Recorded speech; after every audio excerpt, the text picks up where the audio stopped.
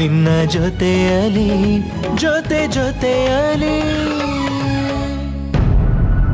ಶಾಂತಮ್ಮ, ಸರಿಯಾದ ಪ್ರಾರಬ್ಧನೆ ಕಟ್ಟಾಕೊಂಡಿದೀಯ ನೀನು.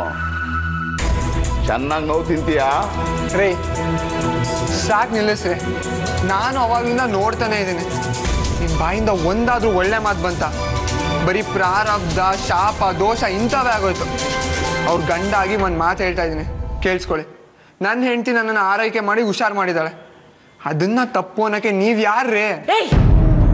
ಬಾಯಿ ಮುಚ್ಕೊಂಡು ತೆಪ್ಪಟ್ಟು ನಿಂತ್ಕೊಂಡ್ಬಿಡು. ಇನ್ನೊಂದು ಮಾತಾಡ್ತಿದ್ದ ಏನ್ ಮಾಡ್ತೀನೋ ನನಗೆ ಗೊತ್ತಿಲ್ಲ.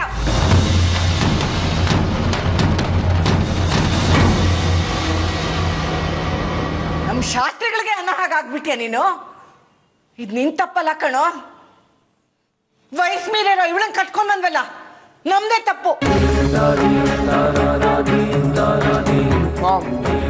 ಎಲ್ಲದಕ್ಕೂ ಇವ್ರನ್ನೇ ಅನ್ಬೇಡ ನೀನು.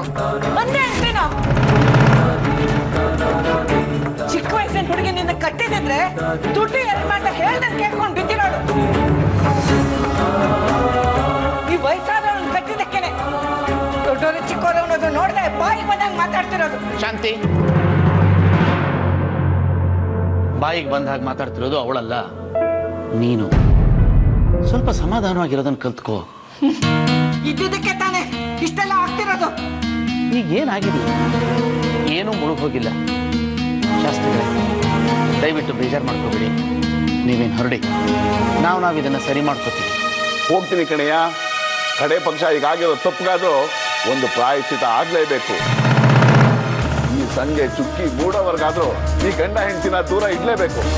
ಅದು ಆಗ್ಲಿಲ್ಲ ಅಂದ್ರೆ ಮಜ್ಜಿ ಪಿಂಡ ಹೇಗಾದ್ರೂ ಮಾಡಿ ಸಾಯ್ರಿ. ಬರ್ತೀನಿ.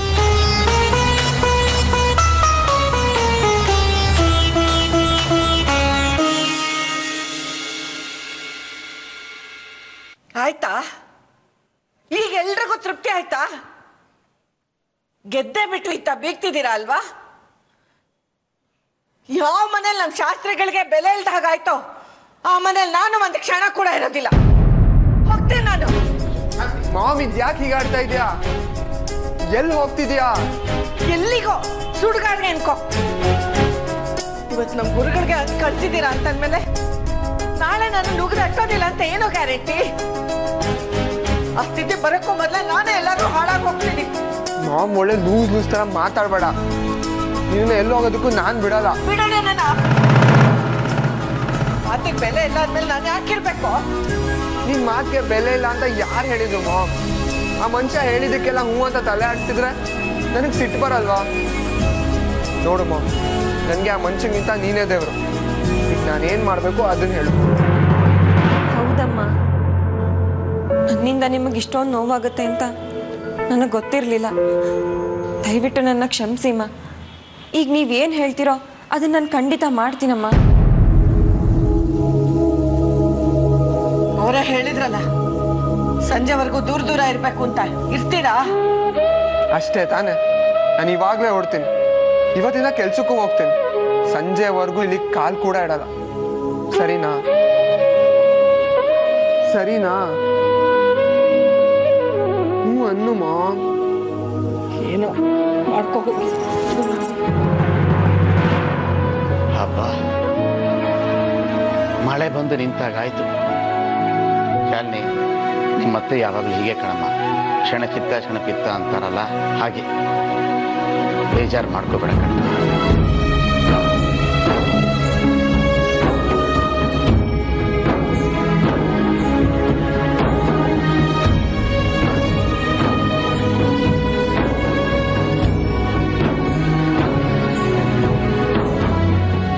ಯಾಕೋ ಸರಿಯಾಗಿ ತಿಂತಾನೆ ಇಲ್ಲ? ನನಗೆ ಸಾಕು ಮಾಮ್, ನಿಜ ಹೊಟ್ಟೆ ತುಂಬೋಯ್ತು. ಯಾಕೆ? ಹೆಂಡತಿ ಬಡಿಸಿದ್ರೆ ಮಾತ್ರ ತಿನ್ನೋದಾ? ಪಾ, ಈ ಹಿಂದೂಸ್ತಾನ ಬರೀ ಹಿಂಗೆ ಅನ್ಸುತ್ತೆ ಮಾಮ್. ಹೆಂಡತಿ ಅಲ್ಲ, ಸಾಕ್ಷಾತ್ ರತಿದೇವಿನೇ ಬಂದು ಬಡಿಸಿದ್ರು ನಾನು ಇದನ್ನೇ ಹೇಳೋದು. ನಂಗೆ ನಿಜ ಹೊಟ್ಟೆ ತುಂಬೋಯ್ತು, ನಾನು ಬರ್ತೀನಿ.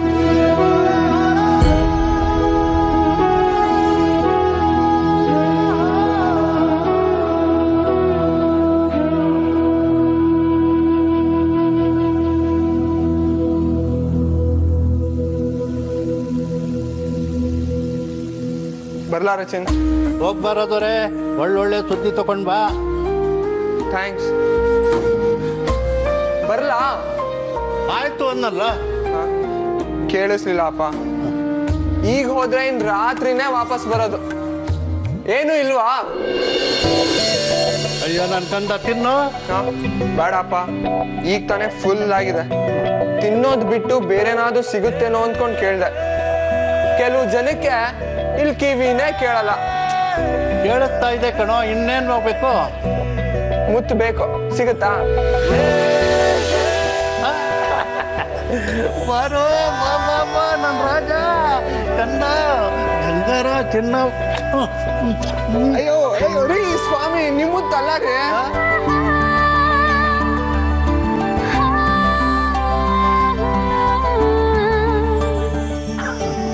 ಎಲ್ಲ ದಿನ ಆಯ್ತು ಹೋಗಪ್ಪ. ಹೆಂಡತಿ ಬಂದ್ಮೇಲೆ ಮುತ್ಕು ಬೆಲೆ ಇಲ್ಲ.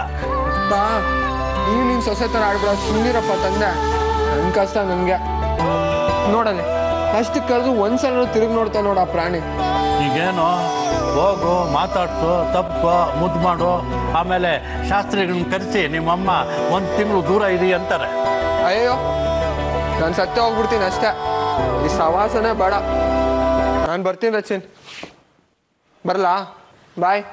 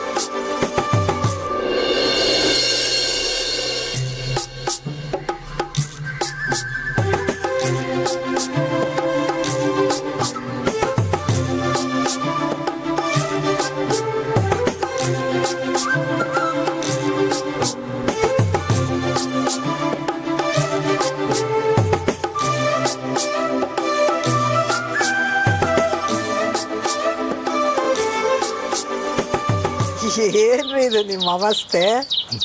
ಅದು ಇದು ಕೇಸರಿ ಬಾತು ನನಗೆ ತುಂಬ ಇಷ್ಟ. ಅದಕ್ಕೋಸ್ಕರ ಇಲ್ಲಿ ಬಂದು ಕೂತ್ಕೊಂಡು ಕಳ್ಳದ ಹಾಕಿ ತಿಂತಾ ಇದ್ದೀರಾ?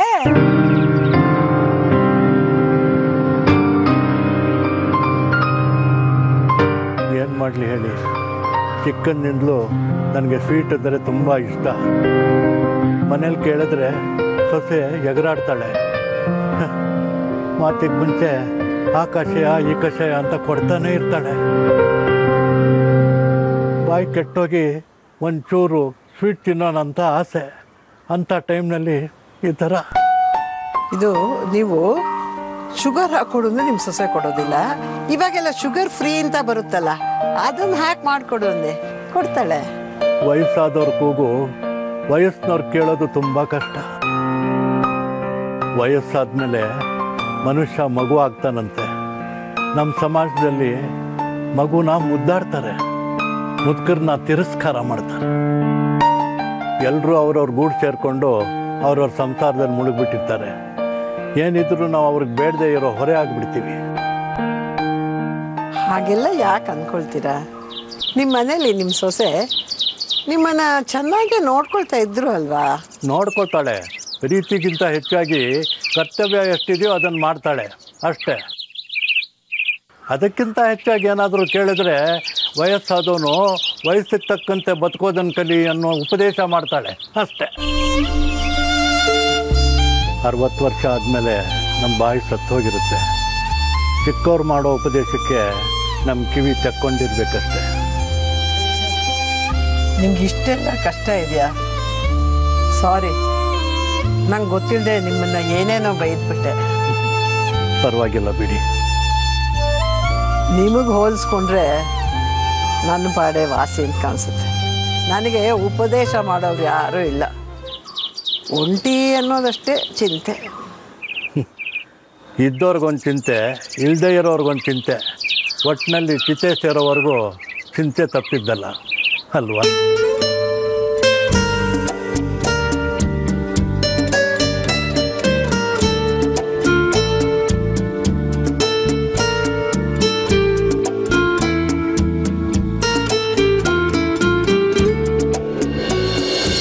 Hi guys! Hello everyone! ಅಯ್ಯೋ ಬಿಡ್ರಿ. ನನಗೆ ಮದುವೆ ಆಗಿದೆ. ನನ್ನ ಹೆಂಡತಿನ ಬಿಟ್ಟು ಬೇರೆ ಯಾರನ್ನೂ ತಪ್ಕೊಳ್ಳಂಗಿಲ್ಲ. ಗೊತ್ಬಿಡ್ತಿ ನೋಡು, ಆಗ್ಲೇ ಅಮ್ಮವ್ರ ಗಂಡ ಆಗ್ಬಿಟ್ಟಲ್ಲೋ. ನಿನ್ ಹೆಂಡತಿ ಬಂದು ಬೈಕೊಂಡು ಶಾಪ ಹಾಕಿದ್ರು ಪರವಾಗಿಲ್ಲ, ನಾವು ತಪ್ಕೊಳ್ಳೋದೆ. ಅಯ್ಯೋ ಬಿಡಮ್ಮ ತಾಯಿ, ನನ್ನ ಹೆಂಡತಿ ಏನೂ ಆಡಲ್ಲ. ನಾನೇ ಈಗ ಏಕಪತ್ನಿ ವ್ರತಸ್ಥ, ಪರನಾರಿ ಸೋದರ. ಸೊ ನೀನ್ ದೂರ ಇದ್ದಷ್ಟು ನಿನಗೆ ಒಳ್ಳೇದು. ಓ ಬಿಡಪ್ಪ, ನೀನು ತುಂಬಾ ಚೇಂಜ್ ಆಗ್ಬಿಟ್ಟಿದ್ಯಾ. ನಾನು ಚೇಂಜ್ ಆಗಿದ್ದಲ್ಲ, ನಮ್ಮ ಶ್ರೀಮತಿಯವರು ನನ್ನ ಚೇಂಜ್ ಮಾಡಿದ್ರು. ಆದ್ರೂ ಈ ಲೈಫು ಒಂಥರ ಮಜಾ ಇದೆ. ಸದ್ಯ ಈಗಲಾದ್ರೂ ಕೆಲ್ಸಕ್ಕೆ ಬಂದಿಲ್ಲ. ದುರ್ವಾಸ ಮುನಿ ನಿನಗೆ ಶಾಪ ಆಗ್ತಾ ಇದಾರಲ್ಲಿ. ರೇ ಬಿಡ್ರಿ, ಮುನಿಗಳದೇ ಮುನಿಸ್ಕೊಳ್ಳೋದಕ್ಕೆ. ಒಂದು ನಿಮಿಷ, ಒಂದು ಇಂಪಾರ್ಟೆಂಟ್ ಕಾಲ್ ಮಾಡಬೇಕು. ಈಗ ತಾನೇ ಬಂದಿದ್ಯಾ? ಯಾರಿಗೋ ಕಾಲ್ ಮಾಡ್ತಿದ್ಯಾ? ಶ್ರೀಮತಿಗೆ. ಅಯ್ಯೋ ನಿನ್ನ, ಒಂದ್ ತಿಂಗಳು ಪೂರ್ತಿ ನಿನ್ ವೈಫ್ ಜೊತೆಲೇ ಇದ್ದಲ್ಲ ನೀನು. ಅದು ಈ ಕ್ಷಣದಲ್ಲಿ ಜೊತೆಲಿಲ್ವಲ್ಲ, ಅದಕ್ಕಾದ್ರೂ ಮಾಡ್ಲೇಬೇಕು ತಾನೆ. ನೋಡಿ 1 ನಾಟ್ ಸಿನಿಮಾ ಹಾಲು ಜೇನು, ನಾವು ಕೂಡ ಸೇಮ್ ಟು ಸೇಮ್ ಕ್ಯಾಟಗರಿ ನಮ್ಮ.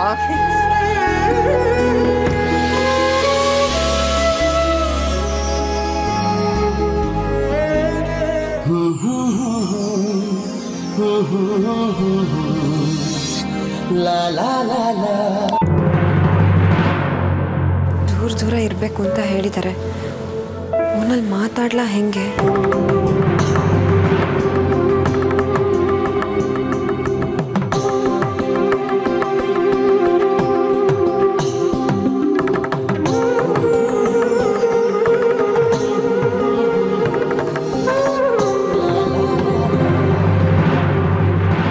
ಪಿಕ್ ಮಾಡೋ, ತಗಡು, ಬೇಗ ಪಿಕ್ ಮಾಡೋ. ಹಲೋ, ಗಂಡ ಅನ್ನಿಸ್ಕೊಂಡಿರೋ ಪ್ರಾಣಿ ಫೋನ್ ಮಾಡುತ್ತೆ. ಮೊಬೈಲ್ನ ಪಕ್ಕದಲ್ಲೇ ಇಟ್ಕೋಬೇಕು ಅನ್ನೋ ಜ್ಞಾನನೂ ಬೇಡವಾ? ಹೆಂಡತಿ ಅನ್ನಿಸ್ಕೊಂಡಿರೋ ಪ್ರಾಣಿ ಬ್ಯುಸಿಯಾಗಿರುತ್ತೆ. ಸಂಜೆ ಮಾತಾಡ್ಕೊಳ್ಳೋಣ ಅನ್ನೋ ಸೆನ್ಸ್ ಬೇಡವಾ? ಏನು ಫೋನ್ ಮಾಡಿದ್ದು? ಸುಮ್ಮನೆ ನನಗೆ ಕೆಲಸ ಇದೆ. ಅಂದ್ರೆ ನಾವೇನು ಸೋಂಬೇರಿಗಳ? ಮಾತಾಡ್ರಿ.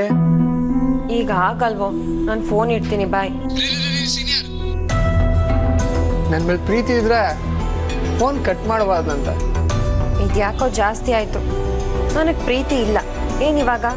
ಹಂಗ ಅಷ್ಟೇನಾ? I love you. ಏ, ಅಲ್ಲಿ ಆಫೀಸಲ್ಲಿ ಎಲ್ಲರೂ ಎದುರಿಗೂ ಹೇಳ್ತಾ ಇದ್ದೇನೋ. ಅದ್ರಲ್ಲಿ ಏನಿದೆ ರೀ? ನನ್ನ ಹೆಂಡತಿಗೆ ನಾನು ಐ ಲವ್ ಯು ಹೇಳಿದ್ರೆ ಇಲ್ಲಿ ಯಾರು ಹೊಟ್ಟೆ ಇರ್ಕೊಳ್ಳಲ್ಲ. ನೋಡ್ತೀರಾ? ರೀ ಸರಿತಾ, ನೀವು ನೋಡಿ, ಯಾರು ಇಲ್ವಂತೆ. ಯಪ್ಪಾ ದೇವ್ರೆ, ಯಾರೋ ನಿನ್ನ ಮನುಷ್ಯ ಅಂದಿದ್ದು. ಹಾ, ಹಂಗಾರೆ ನಿಮ್ಮ ಪಾಲ್ಗೆ ನಾನು ದೇವ್ರಾಗ್ಬಿಟ್ನಾ? ಥ್ಯಾಂಕ್ಸ್ ರೀ. ದೇವ್ರು ಹೇಳಿದ್ದನ್ನ ನೀವು ಕೇಳಲೇಬೇಕಲ್ವಾ? ನನಗೆ ಅಂತ ಏನಾದ್ರು ಕೊಡ್ರಿ. ಏನ್ ಕೊಡ್ಲಿ?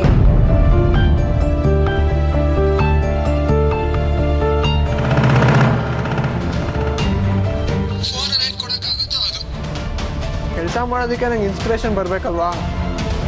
ಅದೆಲ್ಲ ಇವಾಗ ಆಗಲ್ಲ. Please phone ED.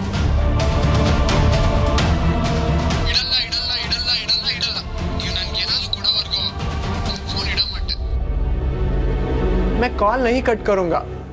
I won't cut the call, baby. ಹೌದಾ? ಹಲೋ ಹಲೋ,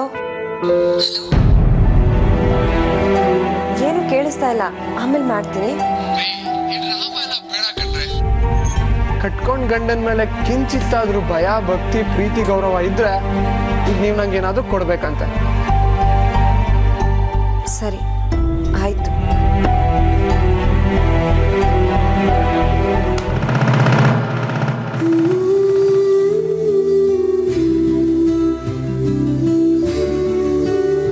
ಸಾಕಾ? ಏನ್ರಿ ಹಿಂಗ್ ಸೌಂಡ್ ಬಂತು? ಏನ್ ಕೊಟ್ರಿ? ವಧೆ ಕೊಟ್ಟೆ. ಯಪ್ಪ, ಒಂಚೂರು ರಸಿಕತೆನೇ ಇಲ್ಲ ಈ ಪ್ರಾಣಿಗೆ. ಹೌದು, ನನ್ಗೇನು ಇಲ್ಲ. ಆಯ್ತು ಬಿಡಮ್ಮ ತಾಯಿ, ಇದನ್ನೇ ಮುತ್ತು ಅನ್ಕೊಂಡು ಸುಮ್ಮನಾಗ್ಬಿಡ್ತೇನೆ. ಮತ್ತೆ ಏನ್ ಸಮಾಚಾರ? ಅಟ್ಲೀಸ್ಟ್ ನಾನು ಹೋದಾಗಿಂದ ನನ್ನನ್ನು ಎಷ್ಟು ಸಲ ನೆನಪಿಸ್ಕೊಂಡ್ರೆ? ಯಾಕಿಷ್ಟು ಕಾಡ್ತೀಯೋ? ಒಂದೇ ಸಲ. ಅಯ್ಯೋ ಪಾಪಿ, ನಾನಂತೂ ನಿಮ್ಮನ್ನ ನೆನಪಿಸ್ಕೊಂಡೇ ಇಲ್ಲ. ಯಾಕಂದ್ರೆ ಮರ್ತಿದ್ರೆ ತಾನೇ ನೆನಪಿಸ್ಕೊಳ್ಳೋದಕ್ಕೆ. ಎವ್ರಿ ಸೆಕೆಂಡ್ ನೀವು ನನ್ನ ಹಾರ್ಟಲ್ಲೇ ಇರ್ತೀರ. ಅದೆಷ್ಟೊತ್ತು ಫೋನಲ್ಲಿ ಮಾತಾಡೋದು? ಅಮ್ಮ ಈಗಲೇ ಮಾಡ್ತೀನಮ್ಮ. ಫೋನ್ ಕಟ್ ಮಾಡಿದ್ರೆ ಚೆನ್ನಾಗಿರಲ್ಲ. ಬಾಯ್. ರೀ ಶಾಲಿನಿ, ಹಲೋ ಹಲೋ ಸೀನಿಯರ್. ಏನಪ್ಪ, ಇರೋ ಪ್ರೀತಿನೆಲ್ಲ ಒಂದೇ ದಿನದಲ್ಲಿ ಖಾಲಿ ಮಾಡ್ತಾ ಇದ್ಯಾ? ರೀ, ನನ್ನ ಹಾರ್ಟು ಅಕ್ಷಯ ಪಾತ್ರ ಇದ್ದಂಗೆ. ಇದರಲ್ಲಿರೋ ಪ್ರೀತಿ ಯಾವತ್ತೂ ಖಾಲಿ ಆಗಲ್ಲ. ಕೊಟ್ಟಷ್ಟು ಡಬಲ್ ಹಾಕ್ತಾನೇ ಹೋಗುತ್ತೆ. ಇವತ್ತು ನಿನ್ ಕೆಲಸನೂ ಡಬಲ್ಲೇ ಇದೆ. ಬಾಸ್ ನಿನ್ಗೊಂದು ಸ್ಪೆಷಲ್ ಕೇಸ್ ಕೊಟ್ಟಿದ್ದಾರೆ. ಒಬ್ರು ಅಪ್ಕಮಿಂಗ್ ಪೊಲಿಟಿಷಿಯನ್ ಇಂಟರ್ವ್ಯೂ ಮಾಡ್ಬೇಕಂತೆ. ಪೊಲಿಟಿಷಿಯನ್? ಅವೆಲ್ಲ ಬೋರಿಂಗ್ ಕೆಲಸ ಕಣ್ರಿ ನಮ್ಗೆ. ಸರಿ ಬಿಡು, ನಾನು ಬೇರೆಯವ್ರಿಗೆ ಹೇಳ್ತೀನಿ. ರೀ ಶಾಮಣ್ಣ, ಆ DC ರಂಜಿತ್ ಕುಮಾರ್ ಅವ್ರನ್ನ ಇಂಟರ್ವ್ಯೂ ಮಾಡ್ಬೇಕಿತ್ತಲ್ಲ, ಸ್ವಲ್ಪ ನೋಡ್ಕೋತೀರಾ? ವಾಟ್? DC ರಂಜಿತ್ ಕುಮಾರ ಅವ್ರನ್ನ ನಾನು ಇಂಟರ್ವ್ಯೂ ಮಾಡ್ಬೇಕಾ? ಓ ಮೈ ಗಾಡ್, ಓ ಮೈ ಗಾಡ್, ಓ ಮೈ ಗಾಡ್. ಎಲ್ಲಿದ್ದಾರೆ?